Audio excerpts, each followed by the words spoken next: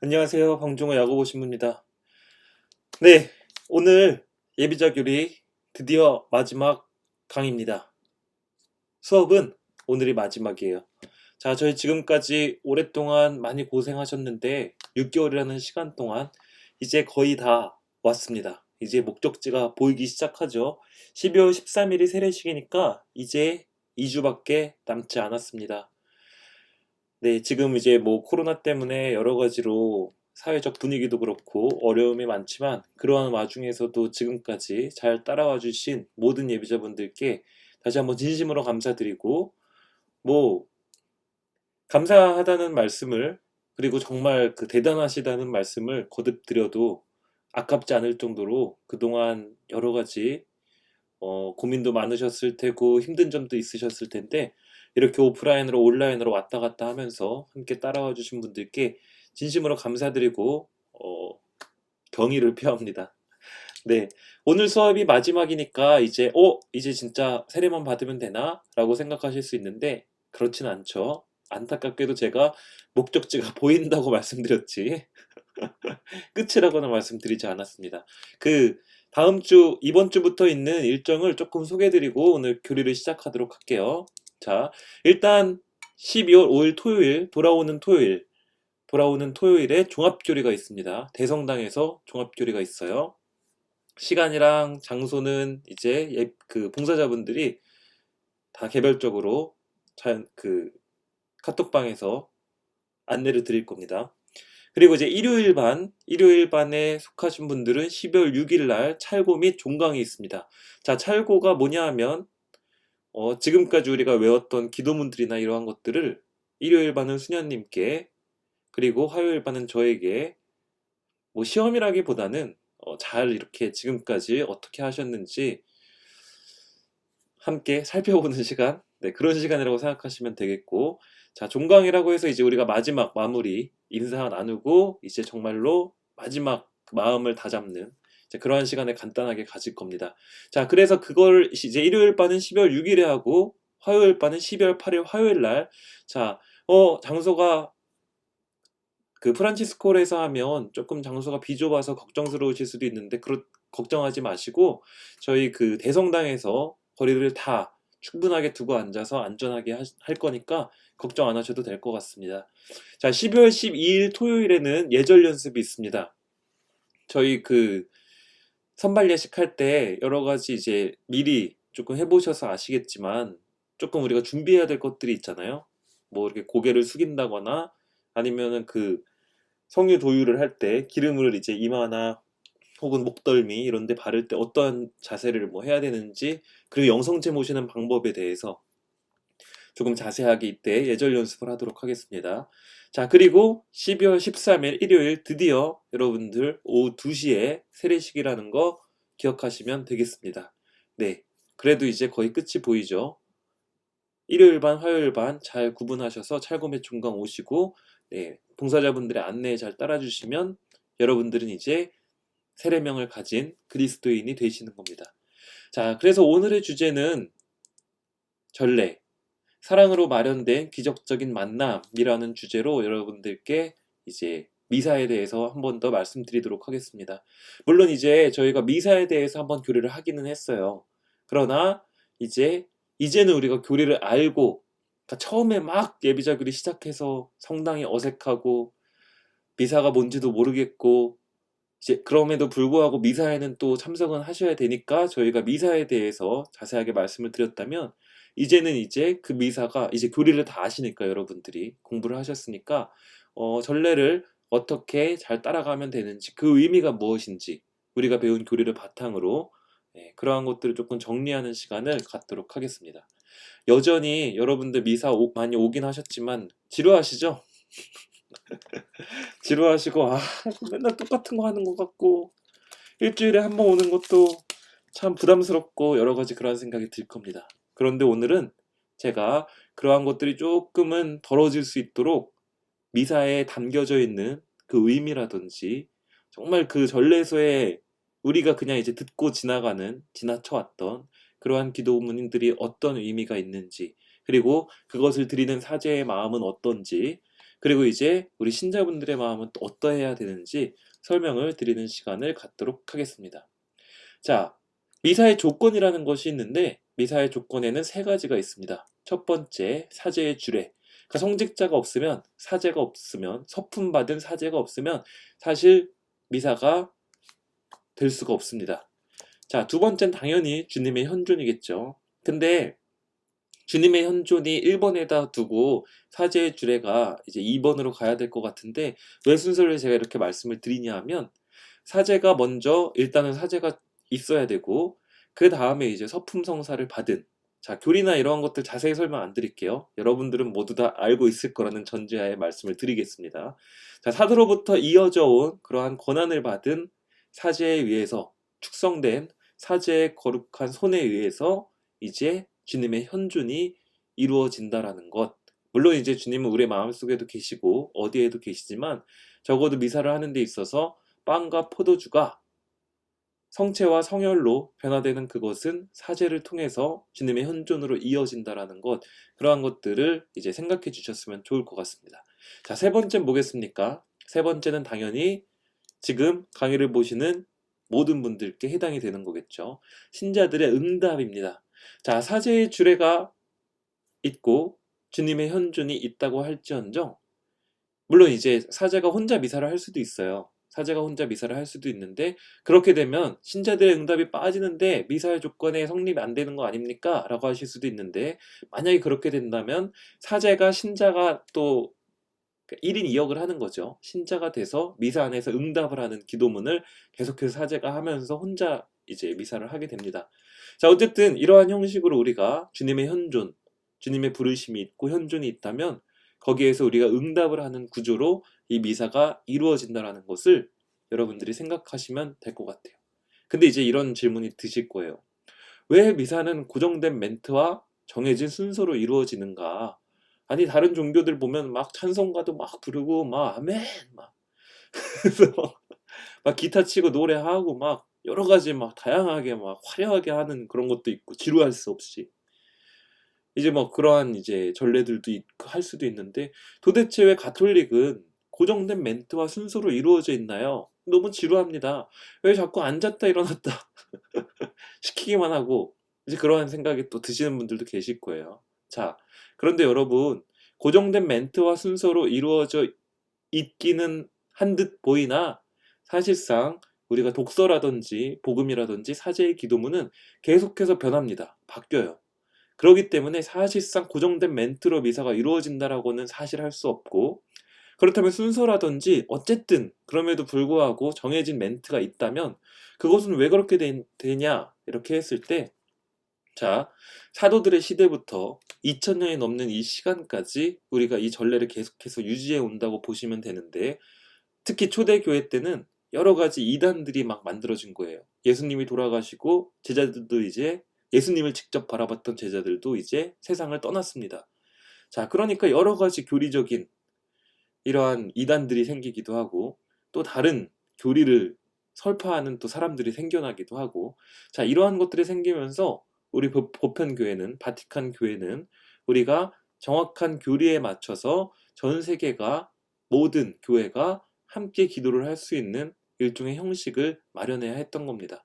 그래서 그만큼이나 그 축적된 교리, 축적된 신자분들의 마음과 우리가 또 함께 하느님께 드려야 될 그러한 이제 정성스러운 마음이 이 기도문들과 이 미사 통상문에 모두 다 집약되어 있다라고 보시면 돼요. 자, 그러니까 사실상 우리가 항상 듣는 기도문이기 때문에 그냥 흘려 듣기도 하지만 그것을 우리가 자세히 들여다보는 순간 아, 이게 얼마나 깊은 뜻을 가지고 있고 하느님께 드려야 할 찬양을 얼마나 드리고 있는지 그러한 것들 여러분들이 자세히 보시면 느끼실 수 있을 겁니다. 그렇기 때문에 이러한 것들은 우리가 정해진 대로 습관처럼 해야 되는 것이 아니라 그 안에 있는 풍성한 의미를 항상 마음에 새기면서 혹은 어떤 때에 어떠한 기도문에 의해서 내 마음이 이끌리는지 나에게 지금 필요한 것이 무엇인지 하느님께서 들려주시는 목소리는 무엇인지 계속해서 우리가 한 번쯤 생각을 하면서 미사에 집중하실 필요가 있다는 것 말씀드리고 싶어요. 자, 그래서 이제 미사에 대해서 간추린 미사전례 지침에서 이야기하기를, 자, 전례에 대한 지침서가 따로 있거든요. 이 전례의 의미가 무엇인지 설명을 해놓은, 자, 교황청에서 어쨌든 이렇게 이러한 지침들을 내놓아서 우리가 전달받고 있는데, 이렇게 이야기합니다. 물질 생활이 많이 풍요해진 오늘날 세계적으로 사람들이 영적 갈등을 더욱더 느끼고 있다. 그것을 우리는 잘 알고 있다. 예를 들면 여러분들 그런 거잖아요. 사회생활 하다 보면 혹은 가장으로서 혹은 어머니로서 혹은 뭐 딸로서 아들로서 여러 가지 사회적 역할을 우리가 세속 안에서 해 나가고 있는데, 자, 그 안에서 우리 마음의 불안함 혹은 여러 가지 어려움들, 그러다 보니까 영적인 갈증을 느끼게 되고 어떤 곳에 의지해야 되고, 이러한 필요성을 우리 인간은 누구나 다 가지고 있습니다. 자, 그럴 때 우리가 이 전례를 통해서, 미사를 통해서 전달되는 예수님의 부활의 기쁨을 한껏 살려낼 수 있다면, 미사야말로 우리와 우리 모든 사람들이 가지고 있는 목마름을 깨끗이 해소해 주는, 영원히 목마르지 않게 해줄 복음에 나오는 야곱의 우물, 이 비유인데, 영원히 목마르지 않을 그러한 가치를 얻게 될 것이다라고 이제 미사전례 지침은 이야기합니다. 너무나도 아름다운 이야기죠. 우리가 지치고 힘들 때, 영적인 갈증을 느낄 때, 자, 그럴 때 우리가 미사 안에서 느끼는 그러한 하느님의 목소리와 우리의 응답을 통해서 우리는 영원히 목마르지 않게 될 것이다 라고 이야기를 하는 겁니다. 이것이 미사의 핵심적인 메시지라고 생각하시면 될 것 같아요.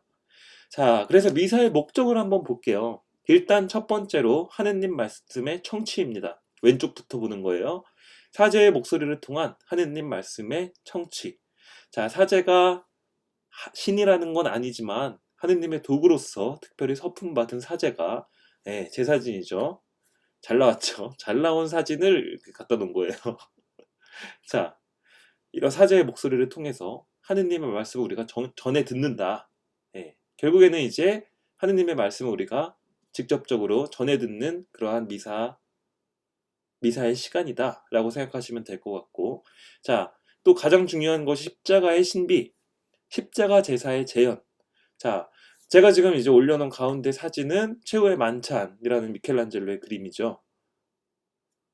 이 그림 안에서 볼 수 있듯이 예수님께서 십자가 여정을 걷기 전에 마지막으로 빵을 나누어 주시면서 너희도 나를 기억하여 이를 행하여라 하신 예수님의 희생과 부활의 그 신비를 우리가 재현함으로써 예수님의 몸을 우리 몸에 모실 수 있는, 그것이 또 미사의 결정적인 목적이라는 것 생각하시면 될 것 같아요. 자, 마지막으로는 신자들의 청원, 우리 모든 기도를 통한 우리 바람의 전달, 하느님께 이러한 은총을 나에게 베풀어 주십시오. 그리고 혹은 나에게 어떠한 지혜를 주십시오. 라고 청원함으로써 우리의 바람을 전달해 드리고 또 그 안에서의 하느님의 섭리를 이해할 수 있는 이러한 모든 것들이 미사의 목적이다 라고 생각하시면 될 것 같습니다. 자, 예수님께서는 이렇게 말씀하셨어요. 마테오복음 11장에서 고생하며 무거운 짐을 진 너희는 모두 나에게 오너라. 내가 너희에게 안식을 주겠다. 나는 마음이 온유하고 겸손하니 내 멍에를 메고 나에게 배워라. 그러면 너희가 안식을 얻을 것이다. 정녕 내 멍에는 편하고 내 짐은 가볍다. 자, 고생하며 무거운 짐을 진 너희는, 그러니까 여러분, 미사 저희가 꼭 나가시라고 이야기를 드리잖아요. 여러분들 세례 받는다고 끝이 아니에요, 절대. 지금 막 오로지 세례를 향해서 6개월 동안 달려오셨기 때문에 야, 이것만 받으면 난 자유야 라고 생각하시는 분이 계시다면, 그렇다면 유감스럽게도 여러분들 이제 시작인 거지 끝이 아닙니다. 세례를 받게 되면서 우리가 미사를 나오라고 말씀드리는 이유는 고생하며 무거운 짐을 진 혹은 영적인 갈증을 느끼는 우리 모두가 하느님께 응당받아야 할 은총이 있고 드려야 할 또 기도가 있기 때문에 여러분들을 이제 미사로 저희가 이제 이끌어 드리는 거예요. 저는 그러한 영적 갈증 못 느끼겠어요. 삶이 너무 바쁘다 보니까 미사가 나에게 크게 와닿지가 않아요. 지루해요 라고 생각하시는 분들이 있겠지만 그렇지 않아요. 여러분들 잘 생각해 보시면 우리 마음속에 있는 여러 가지 이제 움직임들, 그러한 것들 안에서 채워지지 않는 갈등들, 자, 그러한 이들에게 예수님께서 모두 나에게 오너라 라고 말씀을 하시고 너에게 평안한 안식을 주겠다라고 말씀을 하셨잖아요. 자, 그러면서 말씀하시길, 자, 내 멍에는 편하고 내 짐은 가볍다라고 예수님께서 말씀하십니다.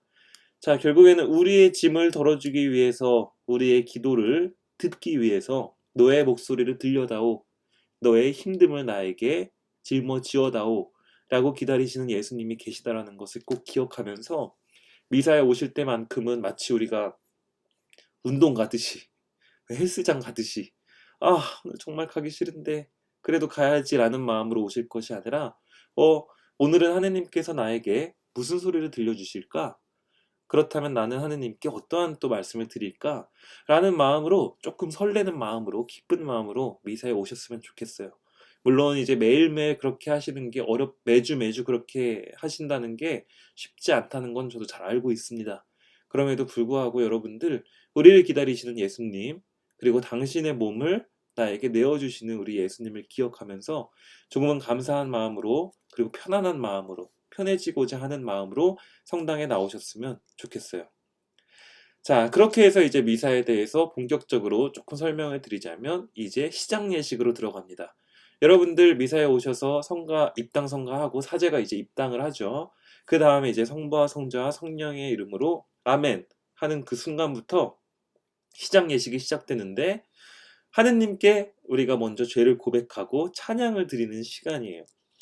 자, 먼저 성호경을 듣게 되고 참회예식. 자, 참회예식이라고 하면은 여러분들 좀 어색하실 수 있는데, 간단하게 말씀드리면 제 탓이요, 제 탓이요, 저의 큰 탓이 옵니다 라고 이야기하는 그 기도문 있죠.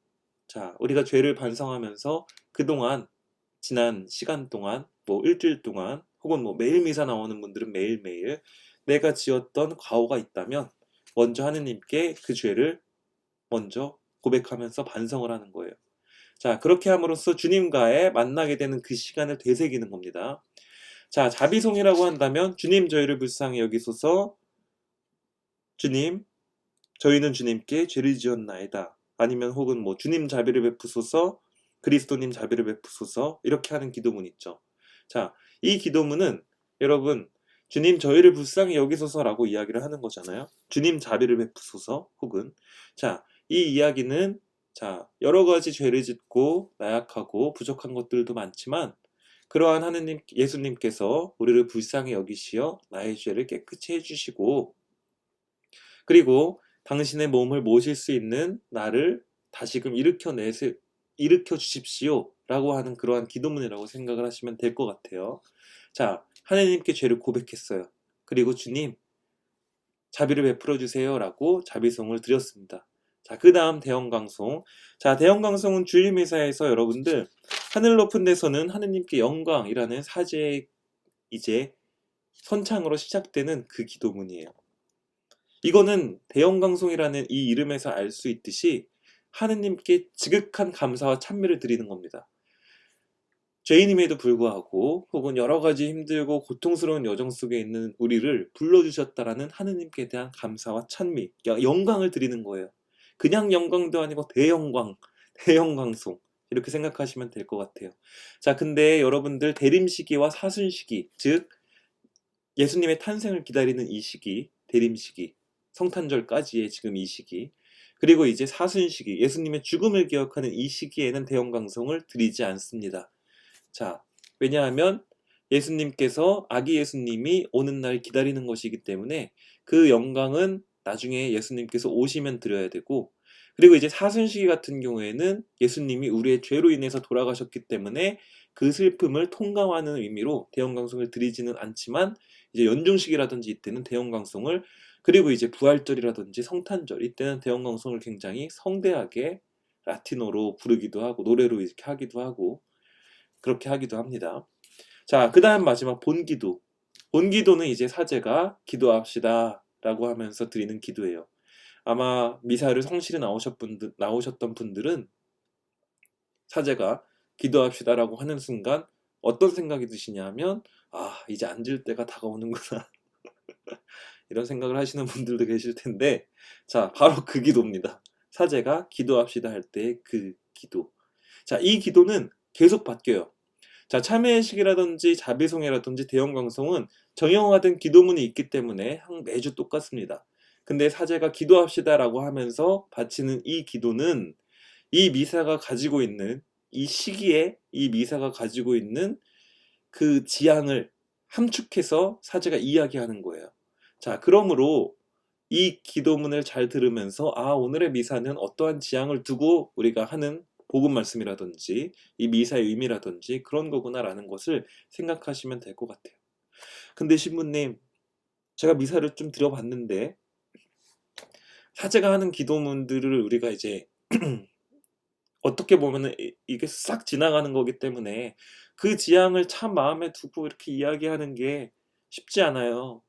그냥 막 흘려 듣게 돼요. 그리고 들어도 금방 이제 잊어버려요라고 생각하실 겁니다. 물론. 자, 그러한 여러분들을 위해서 매일 미사책이 있다는 것, 혹은 뭐 핸드폰 어플도 있고, 자, 이 매일 미사책에 보면 여러분들 본기도라든지 이러한 기도문들이 다 나와 있어요. 자, 그렇기 때문에 여러분들이 이러한 책을 보면서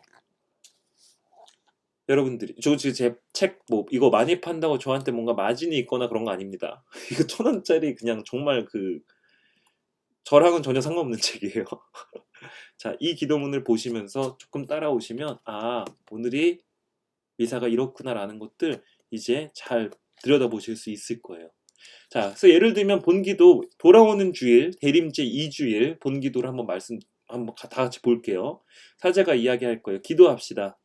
전능하시고 자비로우신 하느님, 저희가 세상 일에 얽매이지 않고 기꺼이 성자를 맞이하여 천상의 지혜로 성자와 하나 되게 하소서. 성자께서는 성부와 성령과 함께 천주로서 영원히 살아계시며 다스리시나이다. 아멘 하고 이제 자리에 앉게 되는 겁니다. 자, 여러분들 기꺼이 성자를 맞이하여, 자, 저희가 지난주부터 대림식이거든요. 아이고. 자, 대림식인데 대림이라고 한다면 성탄절을 기다리는 거예요. 성탄절을 4주 동안. 네. 한마디로 예수님의 탄생을 기다리는 거예요. 자, 그렇기 때문에 우리가 여러 가지 지난 한 해 동안 세상 일에 얽매이기도 하고 여러 가지 어려운 일도 많았고 코로나다 뭐 사회적인 여러 가지 분위기다 해서 어려운 일이 많았지 않습니까? 그러한 세상 일도 물론 우리에게 사소한 것들은 아니지만 이제 조금은 아기 예수님을 기다리는 이 시기이니만큼 세상 일에 얽매이지 않고 기꺼이 성자를 맞이하여 아기 예수님을 기다리는 그 시기 맞이하여 천상의 지혜로 성자와 하나 되게 하소서. 자, 여기에는 또 아기 예수님을 비롯해서 우리의 몸에 들어오실 또 성체를 통해서 성체 성사를 통해서 들어오실 예수님의 몸이라는 의미도 있을 수 있겠죠. 자, 이러한 것들처럼 성자와 하나 되게 하소서. 자, 이러한 것들을 이제 미사 때 이야기하는 겁니다. 이런 기도문들은 보시면 아, 이 미사의 지향에 대해서 알 수 있어요. 자, 그렇게 해서 이제 미사의 구조, 지금 이제 시작 예식이 끝났으니까 본격적인 본론에 이제 들어가는 건데 한 파트는 말씀의 전례, 그 다음은 성찬의 전례, 성체성사라고 말씀드릴 수 있을 것 같습니다. 자, 이거 제가 옛날에 이제 인형극, 제가 이제 초등부 미사는 인형극으로 하거든요. 강론을. 애들이 이제 집중을 조금이라도 잘할 수 있게. 그래서 이제 그 사진 넣어놓고, 자, 두 번째 사진은 성찬의 전례, 아이들과 함께 중고등학생들과 피정을 가서 찍었던 사진인데, 어쨌든 말씀의 전례라고 한다면 여러분들 1독서부터 2독서, 복음, 그 다음에 사도신경을 지나서 보편제한 기도까지입니다. 신자들의 기도. 하느님의 메시지를 청취하는 시간이라고 보시면 되고요. 자, 성찬의 전례는 이제 예물 준비 기도부터 영성체육 기도까지. 자, 이때 우리가 봉헌을 마치고 성찬의 전례로 들어가신다고 생각하시면 되는데, 자, 그리스도의 몸과 피를 나누어 마시는 시간이다 라고 생각하시면 될 것 같아요. 크게 두 개의 파트로 나눠져 있습니다. 자, 먼저 말씀의 전례에 대해서 말씀을 드리자면 전례총 지침에서는 이렇게 이야기합니다. 교회 안에서 성서가 봉독될 때, 자, 하느님께서 당신 백성에게 말씀하시고 하느님께서 우리 신자분들께 말씀을 하시고 그리스도께서는 당신 말씀 안에 현존하시며 복음을 선포하신다 라고 이야기를 해요. 자, 독서자분들이 이제 1독서, 2독서를 하잖아요. 자리에 우리 앉고 나서 바로. 자, 독서자는 주님의 말씀을 선포하고 있다는 의식을 가지고 성서 말씀을 봉독해야 하며 모든 이는 독서를 통하여 선포되는 말씀을 공경의 마음으로 들어야 한다. 자리에 앉으면 주보 피시는 분들 계세요. 아, 이제 좀 자리에 앉았네 라고 하면 주보 제발 그러지 마시고, 자, 매일 미사책 1독서, 2독서 혹은 핸드폰 어플로도 그렇고 이러한 내용들이 다 여기 있습니다. 자, 1독서가 무엇인지, 우리가 지금 이야기하는 것이 무엇인지, 어떠한 방향으로 나아가고 있는지를 이거를 보시면서 혹은 뭐 어떤 위구심이 들 수도 있고, 자, 이러한 것들 이제 생각하시면서 이러한 것들 잘 따라오시면 미사가 조금은 더 흥미로울 거예요. 재미있고. 그러지 않으면 미사의 의미가 사라집니다, 여러분. 그러니까 미사에 오셔서 공경의 마음으로 주님의 말씀을 선포하고 있는 독서자의 이러한 이야기들을 잘 듣고, 또 예수님께서 현존하시며 복음을 선포하신다고 하니 사제가 읽는 또 이런 복음 말씀이나 강론 말씀도 잘 들으실 필요가 있겠죠. 자, 이건 전례 총지침에 이것도 나오는 이야기인데, 자, 이거는 사제에게 해당되는 이야기입니다. 근데 여러분들 이걸 제가 왜 보여드리냐면, 사제가 어떠한 마음가짐으로 복음을 읽고 강론을 하는지에 대해서 말씀드리고 싶어서 이렇게 가져왔어요. 복음 봉독은 말씀의 전례의 정점이다. 전례 자체가 다른 독서보다 복음의 최대의 경의를 드리게 한다. 그래서 여러분들 복음서에 우리가 인사를 하고 그렇게 경의를 표하는 것이 뭐냐, 왜 이유가 뭐냐 하면 그것이 바로 예수님의 말씀 자체이기 때문입니다. 그래서 여러분들 회중, 신자분들은 복음을 들을 때 모두 일어서고 복음집에 경의를 표시하는 겁니다. 자, 주보 보다가 모두 일어서십시오 해설자가 이야기를 하면 또 일어서래 라고 하면서 이제 사제가 하는 복음을 그러면 안 됩니다. 그러면 안 되고 여러분들 일어나서 정말 이제 예수님의 말씀이 무엇일까 귀를 쫑긋 하는 그러한 이제 자세를 우리가 취해야 한다. 선포된 말씀을 누구나 듣지만 모두 똑같이 이해하는 것은 아니다. 그렇기 때문에 더 깊이 잘 이해하고 삶에서 실천하도록 강론을 해야 한다. 자, 여러분들 그런 경우 있어요. 이제 제가 강론을 하지 않습니까? 강론을 하면 어떤 분들은 오셔가지고 신부님 강론이 너무 자기한테 와닿았다. 또 어떤 분들은 이제 그냥 뭐 뜨뜻미지근하게 지나가는 경우도 있고 이러한 경우가 있는데, 자, 이러한 경우가 있어요, 여러분들. 그러니까 우리가 어떠한 똑같은 텍스트를 두고 있더라도 하느님께서 우리에게 들려주시는 어떠한 방향에 따라서 내 마음의 움직임에 따라서 어떠한 말씀이, 사소한 말씀, 누구는 지나칠 수 있는 사소한 말씀이 나에게는 마치 뼈를 때리듯이 혹은 커다란 감동으로 밀려 들어오는 경우가 있는데, 자, 그런 경우를 우리는 하느님께서 이 말씀을 나에게 들려주셨다라고 이제 이해를 합니다.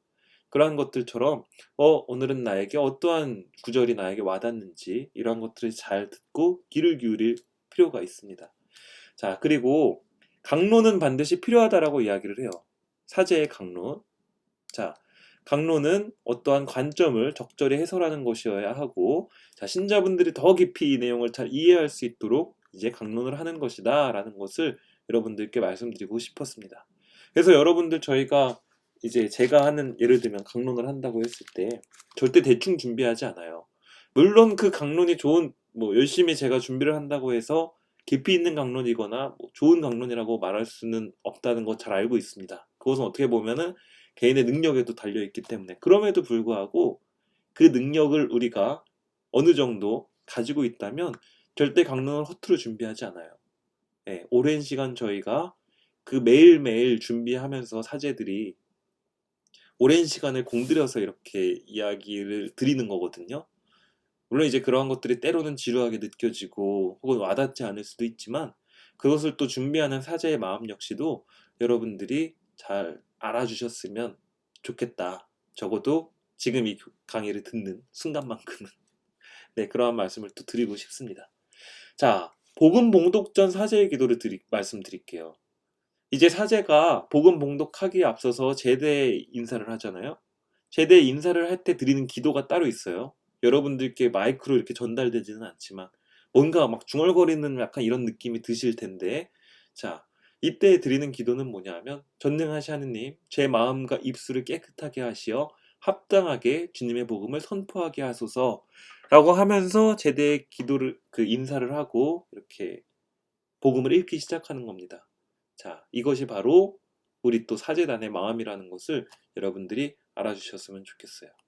저도 부족한 사람이지만 제 마음과 입술을 깨끗하게 해주셔서 합당하게 주님의 복음을 선포하게 해주세요 라고 간절히 기도를 하고 여러분들께 복음을 읽어드리고 강론을 하게 되는 겁니다. 자, 그 다음 이어서 이제 사도신경이 나오죠. 강론이 끝나면 이제 일어나서 우리가 사도신경을 또 하게 되는데, 자, 제가 왜 굳이 여러분들 이제 사도신경 다 외우시죠? 자, 화면 가리고 사도신경 다 같이 해보겠습니다. 전능하신 천주성부 하면 여러분들 자연스럽게 천주의 창조를 저는 믿나이다 나와야 되는데 좀 긴 기도문이라서 힘드실 수도 있죠. 자, 어쨌든 굳이 왜 사도신경을 여기다가 해놨냐라고 한다면, 자, 이게 사도신경이 뭐냐면 우리가 지금까지 지금 6개월 동안 들었던 교리, 그리고 이걸로 인한 우리의 믿음을 모두 다 지각시켜 놓은 게 사도신경이에요. 보세요. 제가 이거 기도문을 다 읽지는 않을게요. 그럼에도 불구하고 믿나이다. 자, 중간에 끊어지지 않아요. 중간에 끊어지지 않고 믿나이다 한 번 한 다음에 쭉 갑니다. 한 문단으로. 또 마지막에 또 한 번 믿나이다로 끊고 나서 그 다음에 또 믿나이다. 결국에는 우리가 무엇을 믿는가에 대한 총 집합이에요. 네. 그렇기 때문에 우리가 미사 때 이것을 말씀드리면서 하느님께 말씀을 드리면서 우리의 믿음을 드러내는 겁니다. 네.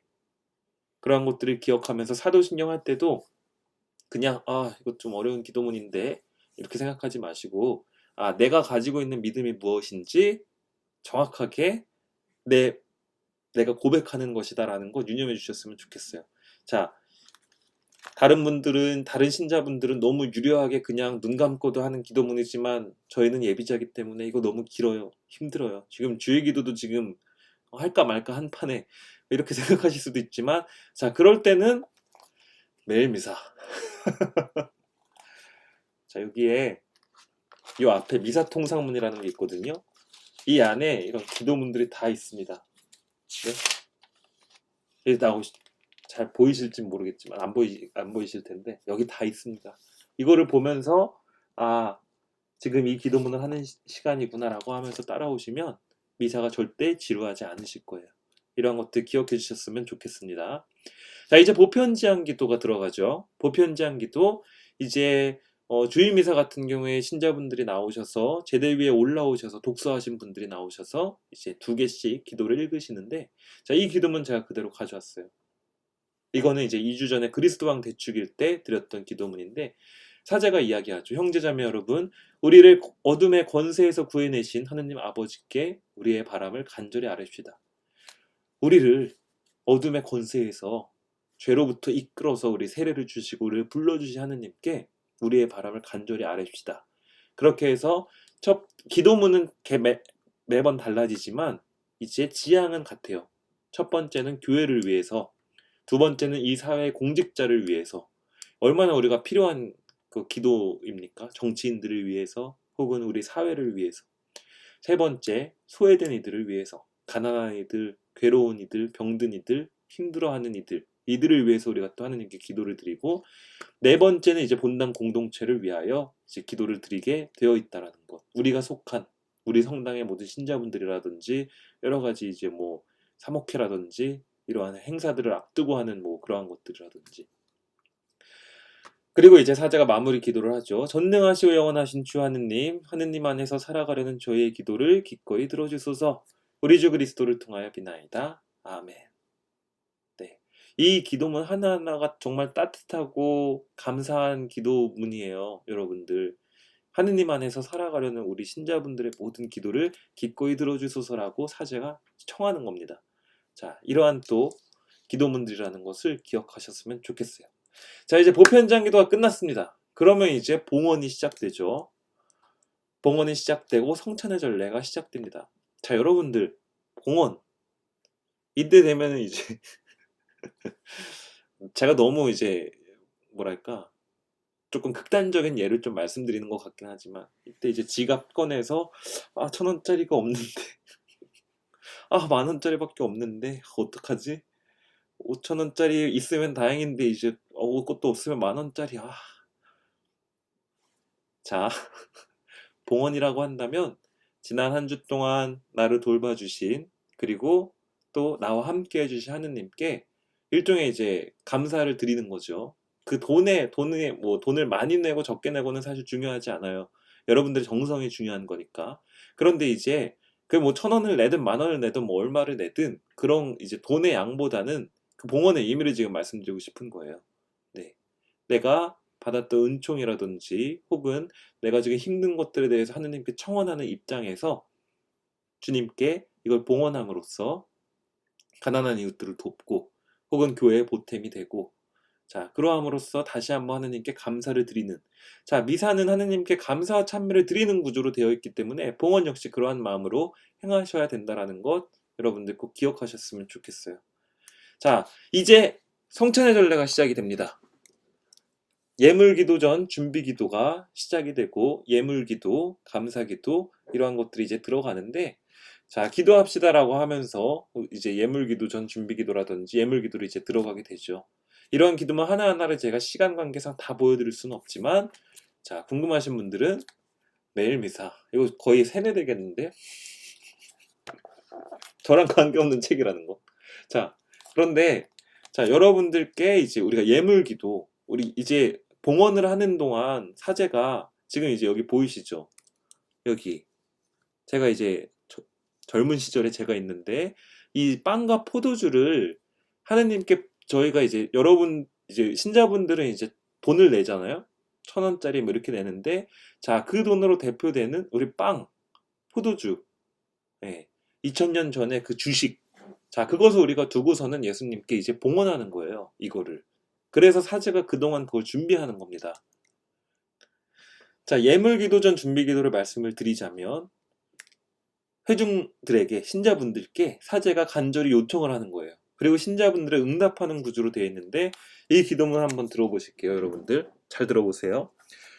형제자매 여러분, 우리가 바치는 이 제사를 전능하신 하느님 아버지께서 기꺼이 받아주시도록 기도합시다. 자, 여러분, 우리가 이제 빵과 포도주를 하느님께 드리고 이걸 봉헌할 건데, 하느님께서 이거를, 그리고 우리가 바친 봉헌을 기꺼이 받아주시도록 기도합시다 라고 하는 거예요. 사제가 여러분들께 기도합시다. 자, 그러면 신자분들은 응답하기를, 이때 자리에서 일어서면서 이야기하기를, 잘 들어보세요. 사제의 손으로 바치는 이 제사가 주님의 이름에는 찬미와 영광이 되고 저희와 온 교회에는 도움이 되게 하소서. 너무 아름답지 않습니까? 사제의 손으로 바치는 이 제사가 주님의 이름에는 찬미와 영광이 되고 그리고 저와 온 교회에는 도움이 되게 하소서라고 이제 우리가 응답을 하는 거예요. 자, 이렇게 해서 예물기도와 감사기도가 이제 지나가게 됩니다. 이러한 기도문들 하나하나가 아름다우니까 여러분들 꼭 매일 미사. 자, 그렇게 해서 이제 전구를 드리는 거예요. 여러 가지 이제 감사송을 드리면서 사제가 교회와 산이와 주근이를 위해서 하느님께 간구하고, 자, 우리가 모두 다 예수님의 몸과 피를 통해서 얻은 구원과 해방에 참여하도록 부름받았음을 우리가 계속 상기를 하게 되는, 이렇게 그러한 기도가 이어집니다.